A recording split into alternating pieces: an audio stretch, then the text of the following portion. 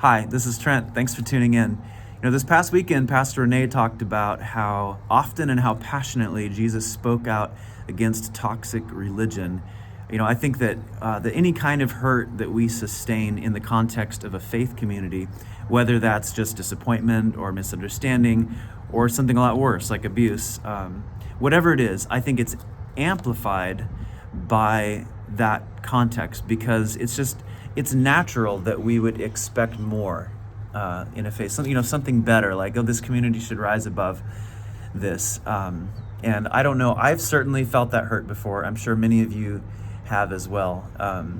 And if not there, it's so easy to look around and get disillusioned and discouraged, whether it's in the context of family or our community or politics or the world. Sometimes we just want to throw our hands up and everything can seem so broken sometimes. I think that's especially brought home, like when we do experience disappointment or hurt in a church, it's like, it seems like everything's broken. And I've felt that way before. And what's helpful to me when I'm feeling that way is to remind myself, is to look at the end of the book, the end of the Bible, right? At how this story ends, because the book of Revelation, in the final part of it, gives us this vision for heaven coming to earth and all the things that are broken being mended. And I know once in a while I have to look up and I have to remember that. I want to read you a short paragraph that I stole from thebibleproject.com that talks about this vision. It says this: "At this moment, the earth is cut off from the full life of heaven.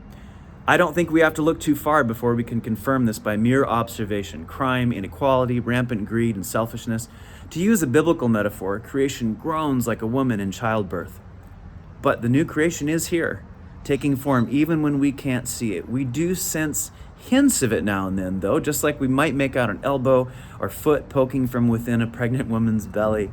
One day it will be pushed forth into life like a new baby emerging from the womb." It's such a hopeful vision for the future. In fact, I've been thinking about this, and some friends of mine and we wrote a song about this a couple weeks ago. So I just want to leave you with these lyrics as you start into your day.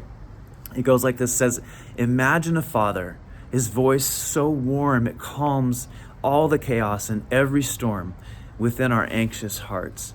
He looks at his children with no regrets, knows all our futures, our past and present tense, and he's not finished yet. Imagine a family where all belong, where orphans and outcasts are held in outstretched arms. Come along. Imagine a city where love writes the laws, where what makes us different is no threat at all. It makes us strong. Imagine a kingdom turned on its head, where money means nothing and love is the treasure instead, and it never ends. Imagine a king who's humble and kind. For the joy set before him, he willingly laid down his life to give me mine. So look up, the kingdom is coming. Look up, the kingdom is coming." I hope that can give you a little bit more hope today. Have a blessed day.